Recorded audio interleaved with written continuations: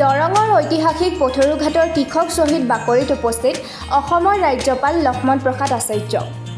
কৃষক শ্বহীদ বাকৰিৰ মাটিৰ তিলক কপালত লৈ হাতপুৰি শ্বহীদক শ্ৰদ্ধাঞ্জলি জনালে ৰাজ্যপালগৰাকীয়ে।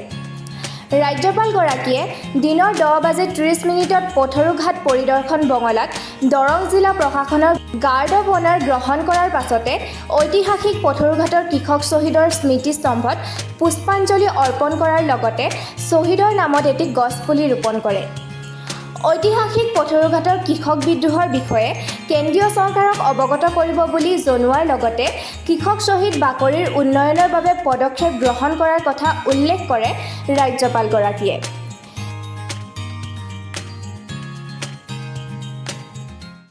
मैं आया तो अपने राजभवन में अधिकारियों के साथ बैठा, यहाँ के ऐतिहासिक स्थलों के बारे में, यहाँ के इतिहास के बारे में, गौरवशाली इतिहास के बारे में पहले जानकारी किया।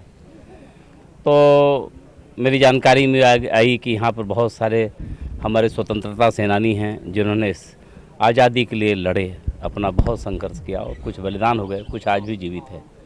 फिर उसी क्रम में मुझे जानकारी हुई कि ये पथारू घाट किसान विद्रोह, जो अनुचित कर लगाने के विरोध में अंग्रेज़ों ने जो अनुचित कर लगाया था हमारे किसानों के ऊपर, उसके विद्रोह में, उसके विरोध में इन्होंने विद्रोह कर दिया और कहा कि ये गलत चीज़ें हम नहीं स्वीकार करेंगे, संघर्ष किया।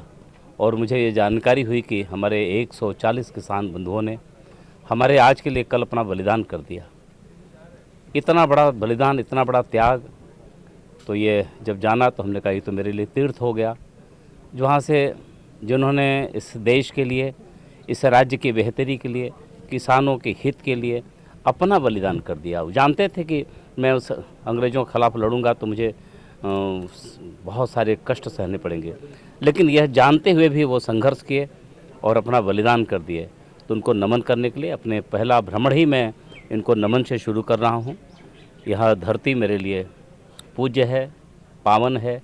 इस नाते हम तो मानते हैं कि यह भूमि इतनी पवित्र है कि इसका चंदन लगा कर के जीवन हमारा भी पवित्र होगा।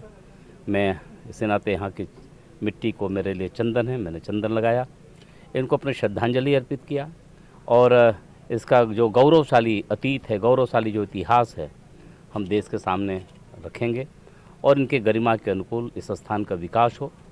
हम इसके लिए राज्य सरकार के साथ बैठ कर के और हम इसके बेहतरी के लिए यह प्रेरणा स्थल बने, ठीक से लोगों के लिए प्रेरणा बने, इनकी स्मृति को बनाए रखने के लिए हम अपनी राजभवन की ओर से सरकार से बातचीत करके हम इनके विचारों को, इनके आदर्शों को, इनके सिद्धांत को, इनके बलिदान को आगे बढ़ाने का काम करेंगे। मैं कि आप ये जगह को और विकास करने के लिए निश्चित रूप से चाहे भारत सरकार का, वैसे भी आदरणीय प्रधानमंत्री जी किसानों के प्रति बहुत आदर रखते हैं, किसान के प्रति सम्मान का भाव रखते हैं।